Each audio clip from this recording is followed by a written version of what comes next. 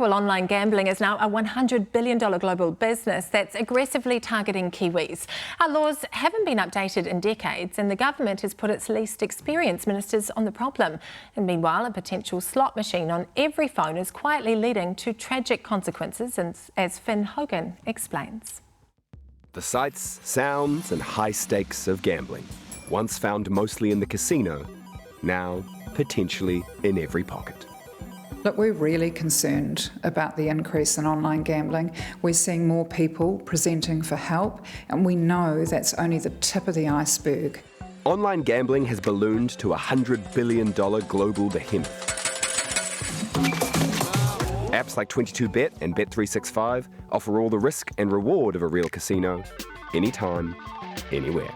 If it's in your phone, you can be doing it 24/7 almost. You can be doing it secretly. You can be doing it in the bathroom and people don't realise you're gambling. Something former gamblers like Sarah, whose identity we're protecting, know firsthand. I did it on my iPad all hours of the night. I hardly slept. So you can play right through the night. You can play in the morning hours. You can play whenever you want to. There's no one checking in on you to say, hey, you've played a little bit too long. And while Sarah occasionally had a windfall, the house always won. Thought one night I won $40,000 and I thought, wow, this is a great deal of money that I've won, but it's nothing compared to what I've spent. We're talking about hundreds of thousands of dollars. Hundreds and thousands of dollars, yeah. In New Zealand, the only regulated forms of gambling online are TAB and Lotto. They are required by law to fund harm reduction programs, and it's illegal for them to target problem gamblers. Popular international operators like 22Bet, I'm always in the game, despite using celebrity Kiwis in advertising, are not captured by our laws. So many of them are unscrupulous and predatory that they really are just there to make money, irrespective of what happens. They don't care if someone loses all their money, loses their house, maybe even loses their own life over it. Something Sarah knows all too well. And it got to such an extent that I started taking out cash loans to fund my gambling habit. Eventually, I got in over my head and I couldn't afford to pay these cash loans back. And one day a client came and paid cash at my workplace and I decided to take the money, and that was my downfall. Eventually I got found out and I proceeded to commit suicide. I got found the next day in a critical condition. So I had to look at my kids and the pain were etched on their faces. The disappointment was so real and it was heartbreaking. Tragic stories like Sarah's are not unique. According to Ministry of Health data, Kiwis seeking help for gambling more than tripled following the arrival of smartphones in 2007. And experts warn most harm goes unseen. Because of the shame and stigma that go with having a behavioural addiction, and other people can't see why that person can't just stop, it makes people hide it more. They don't want to tell anyone. While regulation lags, revenue from online gambling in New Zealand is surging, expected to reach more than $500 million by 2025. Business is booming, while resources to minimise harm are drying up.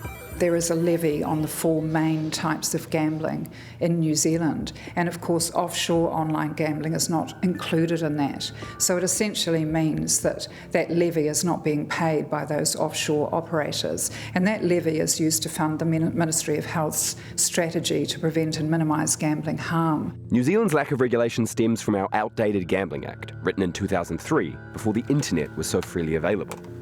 Look, we're absolutely behind the 8 ball, and I think in terms of comparing ourselves to other jurisdictions, we're like the Wild West. So we are seen as a country that these online operators are going to target because we don't have this regulation. Countries like Australia, the UK and US have created blacklists of potentially harmful gambling sites, blocking access within their borders. A review of online gambling was launched in 2019 by then Minister for Internal Affairs, Tracy Martin. It explored options including forcing international gambling sites to be licensed in New Zealand or even blacklisting others.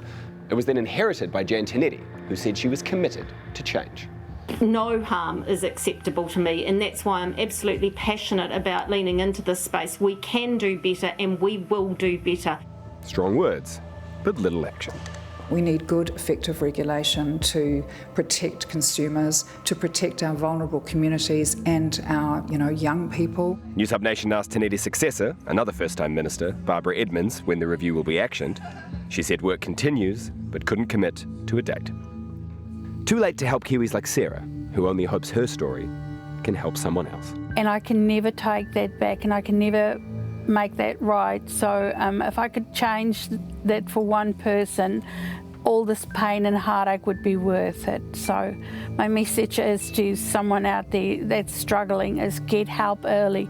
Don't turn out like me. Don't do what I've done. I thought that my life was over, but I've got a great job and I'm studying, so things are really looking up for me, and I'm able to give back to the community, so I'm paying my dues.